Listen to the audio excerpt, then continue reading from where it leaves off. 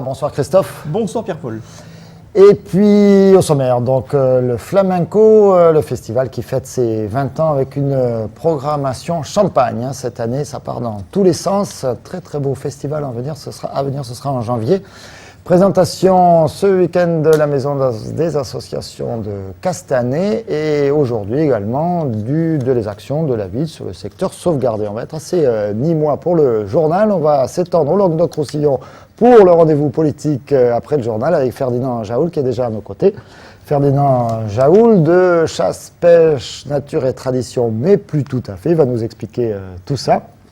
Puisque lui, en tout cas, et ses alliés de chasse, pêche et tradition, qu'est-ce que c'est difficile à dire, chasse, pêche et nature et tradition. Waouh. C'est quoi le nouveau nom? CPN, chasse, pêche, ruralité à Languedoc-Roussillon. Chasse, pêche, alors CPRLR. Bon, voilà. C'est pas gagné non plus, mais enfin bref, allez, vous allez enchaîner, cher Christophe. Le journal, c'est parti. Bonsoir à toutes et à tous. Depuis 20 ans maintenant, l'hiver nîmois est synonyme de chaleur, celle de la fièvre andalouse et des tablaos endiablés où les artistes majeurs du flamenco viennent s'exprimer à travers le toc et le chant et la danse. Pour cette édition spéciale du Festival 2010, les programmateurs du théâtre de Nîmes ont vu les choses en grand avec un cycle qui s'étalera sur 2 semaines de spectacles et de conférences, anniversaire oblige. Des Galvan à Rocío Molina en passant par Diego Carrasco et Miguel Poveda, les habitués de la scène nîmoise seront bien évidemment de la fête.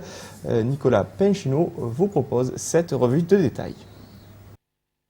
20 jours, 20 ans, le traditionnel festival de flamenco qui anime la vie nîmoise au mois de janvier va cette année fêter comme il se doit ses 20 ans avec une programmation prévue sur 20 jours. C'est avec joie et avec l'envie de les retrouver et en même temps en se disant, en se rappelant des passages, des souvenirs. Bon, c'est assez émouvant parce que d'abord on a 20 ans de plus ou 15 ans de plus pour certains. Et voilà, donc c'est vraiment avec amour. Sylvia Marine ouvrira ce festival aux côtés de Pepe Linares. Déjà présente en 2008, elle sera de retour avec un spectacle jeune public. Le flamenco est vivant! Pour le canto, Maïté Martin sera la première à investir le théâtre de Nîmes. Suivront El Cabrero, puissance et émotion brute, Raphaël de Utrera, lauréat du concours de flamenco de Nîmes, Miguel Poveda, l'étoile du chant flamenco, et Diego Carrasco, sans qui ce ne serait plus vraiment le festival de flamenco de Nîmes. Yo, en el carnet, ya me voy a poner Diego Carrasco de Nîmes de la Frontera.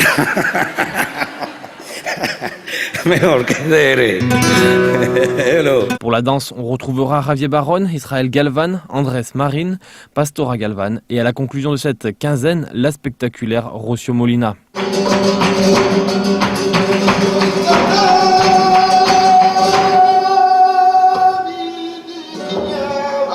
Durant ce festival, Antonio Moya, le guitariste nîmois, sera omniprésent. Il accompagne de nombreuses soirées. A noter également la présence de José Galvan pour 2 classes de danse les 22 et 23 janvier. Il se peut donc que l'on croise la famille Galvan au détour d'un bar ou restaurant de la ville à l'occasion des afters qui animeront les nuits nîmoises au mois de janvier. La particularité pour cette année 2010, toutes les dates seront au théâtre de Nîmes, plus grand que l'Odéon qui lui accueillera les deuxièmes parties de soirée avec notamment les 15 et 16, les Nîmois et les artistes de la région pour les soirées Tierra Flamenca. C'est une édition qui, je pense, est presque parfaite. Enfin, pour les 20 ans, on retrouvera des concerts dans les bars et cafés avec une programmation off, des conférences entre midi et 2 au théâtre et des projections photos sur la Maison Carrée. La ville de Nîmes s'apprête une fois de plus, en plein cœur de l'hiver, à vivre à l'heure andalouse. Une programmation donc presque parfaite, au dire de Patrick Bellito, un festival fidèle donc à la programmation des dernières éditions, mais pour lequel peut-être on regrettera peut-être l'absence de certains grands noms, absents donc de Nîmes depuis de nombreuses années, notamment le grand guitariste Vicente Amico qui avait illuminé le festival nîmois il y a quelques années de cela, ou encore la grande danseuse Eva Yerbabuena. Ouais, ça m'aurait étonné qu'il n'y ait pas quelque chose à redire. On reste à Nîmes, Christophe. C'est le 4 août 1962 que la loi Malraux créa la notion de secteur sauvegardé. Son but, éviter la disparition ou une atteinte irréversible des quartiers historiques fréquemment implantés dans le centre des villes. Une zone urbaine où sont associées sauvegarde mais aussi mise en valeur par une requalification du patrimoine historique, architectural et urbain. Et créé il y a 25 ans, le secteur sauvegardé nîmois assure en centre-ville un développement en harmonie, en cohérence et dans le respect de la réglementation, d'où l'édition par la ville de Nîmes d'une plaquette qui a été présentée aujourd'hui en mairie. Olivier Michel l'a feuilleté pour nous. C'est le 15 mars 1985 qu'a été créé le secteur sauvegardé de Nîmes. D'une superficie de 41 hectares, il englobe l'Écusson et vise à préserver le centre historique. De ce fait, tous les travaux y sont réglementés et soumis à l'avis de l'architecte des bâtiments de France. Ce dernier en vérifie la conformité avec le plan de sauvegarde et de mise en valeur. Une démarche plus complexe donc pour les propriétaires et commerçants qui vont trouver dans le nouveau guide pratique édité par la ville des éléments de réponse. Cette plaquette, c'est vraiment un outil pratique, un guide pratique pour tous aussi bien les commerçants que les propriétaires d'immeubles qui veulent faire des travaux et qui leur donne un peu l'orientation de ce qui peut se faire et ne pas se faire, aussi bien quand on veut changer des menuiseries, quand on veut refaire une toiture, quand on veut refaire un enduit, mais même quand on doit faire des travaux de réseau ou regrouper des boîtes aux lettres. Voilà, c'est un peu tous les problèmes qu'on peut rencontrer au quotidien. Du vocabulaire architectural aux spécificités et typologies du centre-ville nîmois, en passant surtout par la réglementation, la plaquette détaille, photo à l'appui, les possibles et interdits. Et face à une réglementation contraignante, afin de motiver les propriétaires, la municipalité peut même subventionner une partie des travaux comme pour les façades. Oui, tout à fait. Nous subventionnons à hauteur de 8 à 10% les travaux réalisés dans le secteur sauvegardé, bien sûr quand le cahier des charges est respecté. La plaquette du secteur sauvegardé nîmois sera distribuée aux commerçants ainsi qu'aux différents syndics de l'Écusson. Elle sera également disponible au service technique de la ville situé avenue Bompard. Quant à l'exposition, elle est visible par tous à la mairie de Nîmes jusqu'à la fin de l'année. Et la France qui compte aujourd'hui plus d'une centaine de secteurs sauvegardés. Au chapitre politique, les militants communistes ont donc voté les 19 et 20 novembre dernier. Dans le Gard, la fédération du PCF a voté à un petit peu plus de 73% de participants concernant le positionnement en vue des élections régionales de 2010. 81% des votants ont approuvé la constitution d'une liste front de gauche conformément à l'offre nationale, alors que 19% préféraient la constitution d'une liste d'union dès le premier tour avec la majorité sortante présidée par Georges Frêche. Par ailleurs, l'ancien député sétois François Liberty a obtenu 90% des suffrages en tant que tête de liste des communistes en Languedoc-Roussillon. Jean-Claude Guessot et Jean-Paul Boré, vice-présidents communistes du conseil régional, sont donc lâchés par les militants qui ne souhaitent pas d'union au premier tour avec leurs partenaires socialistes. Décision identique en Provence-Alpes-Côte d'Azur, puisque les militants communistes se sont également prononcés à une très large majorité en faveur du Front de gauche, qui réunit, je vous le rappelle, le PCF et le Parti de gauche fondé en février dernier par Jean-Luc Mélenchon. Par ailleurs, ces mêmes militants ont désigné Jean-Marc Coppola, actuel vice-président du conseil régional PACA, comme le chef de file régional et départemental du PCF dans les Bouches-du-Rhône. Et on revient dans le Gard, plus précisément à Pont-Saint-Esprit. Et hier matin, les habitants ont fait part de leur désapprobation, c'est dur ce soir, suite à l'annulation par le tribunal administratif de Nîmes des élections municipales partielles qui devaient se tenir les 22 et 29 novembre. Une manifestation au cours de laquelle a été réclamé le départ de Gilbert Baumet, le maire démissionnaire qui avait déposé un recours auprès du tribunal administratif contestant la validité de sa démission par la préfecture du Gard. Et puis toujours au chapitre politique, un communiqué du président actuel de la région Languedoc-Roussillon, Georges Frêche, qui, suite aux déclarations de Frédéric Lefebvre, le porte-parole de l'UMP sur la fiscalité régionale, souhaitait faire un point. Je cite, « Je viens de lui faire parvenir une revue de presse nationale et locale qui vante les exploits des villes UMP du Languedoc-Roussillon, championne de France 2009 des impôts locaux, à savoir Nîmes et Béziers, dont la taxe d'habitation vient d'augmenter de 14,7%, explique le président de la région. Je décerne donc à M. Lefebvre le Satanas d'or de la démagogie, car les chiffres sont têtus. En Languedoc-Roussillon, la région ne prélève que 7% de la fiscalité totale. Et la hausse en 2005, la seule du mandat, a été de 20 € par habitant, poursuit le président de région. Depuis, comme je m'y étais engagé, nous n'avons pas augmenté les impôts et nous ne les augmenterons pas. Je dis à M. Lefebvre, celui qui veut monter à l'arbre de la polémique doit avoir les culottes propres. Fin de citation. Comment vous avez dit à la fin? Celui qui veut monter à l'arbre de la polémique doit avoir les culottes propres. Et c'est du Georges Frêche dans le texte. Dans le texte, exactement. Bon, bah oui, on ne s'attendait pas à moins de la part du président de la région. Ce midi, le boulevard Victor Hugo a vibré au son des grosses cylindrées, chères au cœur de Mickey Rourke. C'est face à Daudet, sur l'aire du lycéen, que les motards ont mis pied à terre pour une séance de travaux pratiques, une manière différente pour évoquer la sécurité routière en compagnie des Crocodiles, ce club qui regroupe des passionnés de la célèbre Harley-Davidson. Au cours de cette rencontre avec les lycéens, un rappel des règles les plus élémentaires en matière de port de casque ou de maintien de l'attention pour les deux roues. Les explications dans ce sujet d'Alain Bonnet qui, plus que jamais, ne reconnaît plus personne.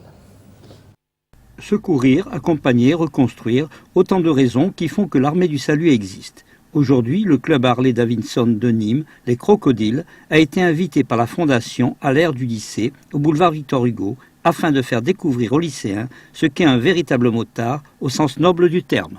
Je connais quelqu'un qui était dans l'aire Davidson Club et qui m'a justement parlé de leurs différentes actions. Moi, ça m'a intéressé d'avoir un contact vraiment de passionnés de la moto sur leur vision de la sécurité.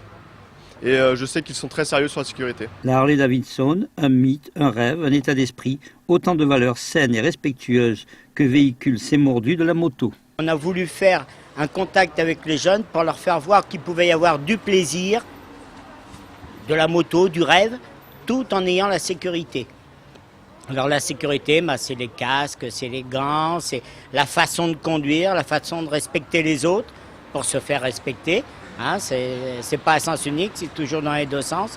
Et ça, c'est un contact en débat qu'on a voulu faire aujourd'hui avec les lycéens pour leur montrer qu'il peut y avoir du plaisir en moto. C'est un rêve la moto. Et là, on leur a amené les Harley-Davidson parce que c'est le mythe américain. Là, on va leur faire venir la moto Chips, qui est la moto de la police de Los Angeles, la vraie moto. Et après, à partir de là, on va laisser aux jeunes la possibilité de s'exprimer. Conscients des risques encourus par les jeunes liés aux deux roues, d'anciens élèves se sont mobilisés pour réveiller les consciences, sachant que les accidents ne sont pas l'effet du hasard, mais bien provoqués par un manque de vigilance et de sérieux de la part de certains utilisateurs de Vespa ou autres motos. On essaye de faire véhiculer les valeurs du code de la route. D'ailleurs, on va installer dans l'aire multimédia, qui est une salle où on a 10 PC en réseau, des logiciels pour la conduite, tout ça pour s'entraîner. Les responsables espèrent que cette manifestation favorisera une prise de conscience et que les deux roues ne seront plus demain montrées du doigt.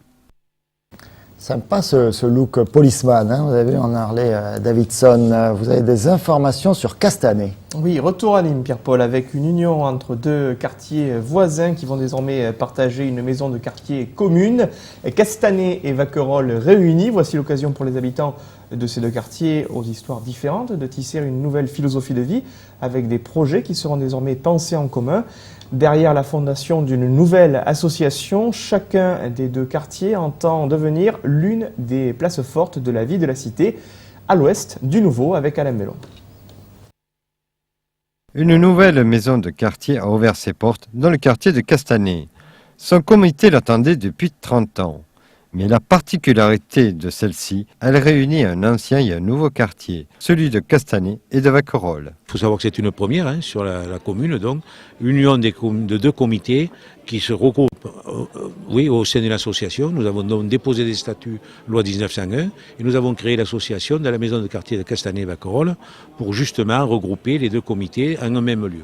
Bon, ça ne veut pas dire que nous ne conservons pas notre activité et notre indépendance au niveau de notre action.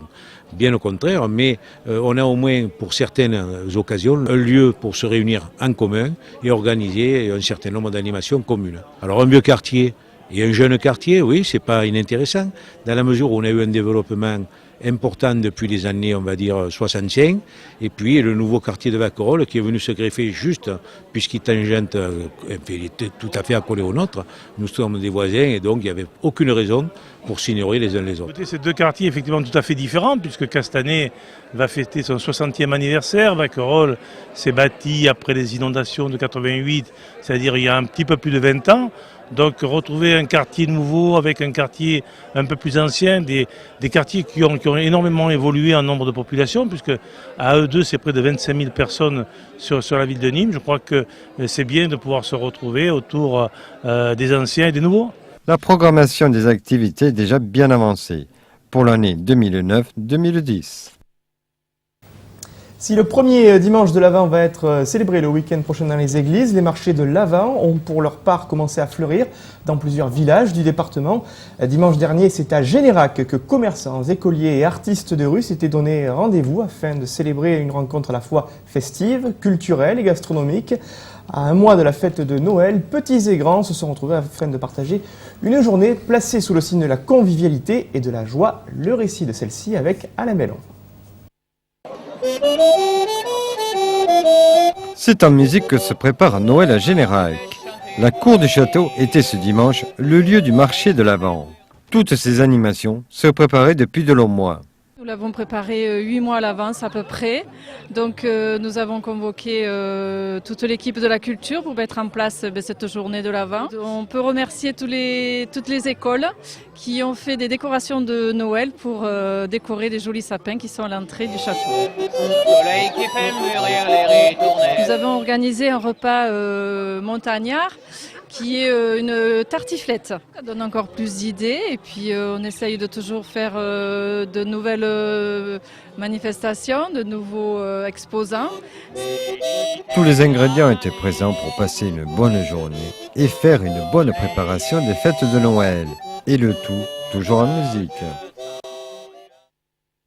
Et c'est certainement pas le dernier sujet sur Noël et les préparatifs que vous verrez sur Télémiroir, sur les autres chaînes. Mais enfin, venez les voir chez nous, les sujets, ils sont forcément mieux qu'ailleurs. D'autres informations d'ordre social, Christophe. Oui, avant de se quitter, Pierre-Paul, un mot de social avec ce mot sur la grève nationale annoncée demain par notamment le SNU-FSU, principal syndicat d'enseignants dans le primaire. Un mouvement qui devrait toucher 30 à 40% du personnel enseignant dans les écoles maternelles et primaires, et ce, pour s'opposer à la suppression de 16 000 postes de professeurs redoutés par le syndicat à l'horizon 2010. À Nîmes, le mouvement réunira également les défenseurs du service public, notamment opposés à un processus de privatisation de la Poste. Un grand rassemblement est prévu demain en fin de matinée sur l'avenue Feuchère.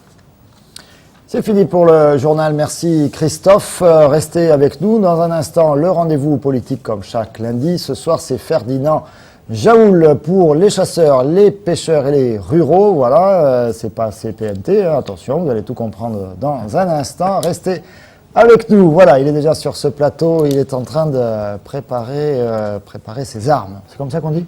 Fourbir. Fourbir ses armes. Voilà, à tout de suite.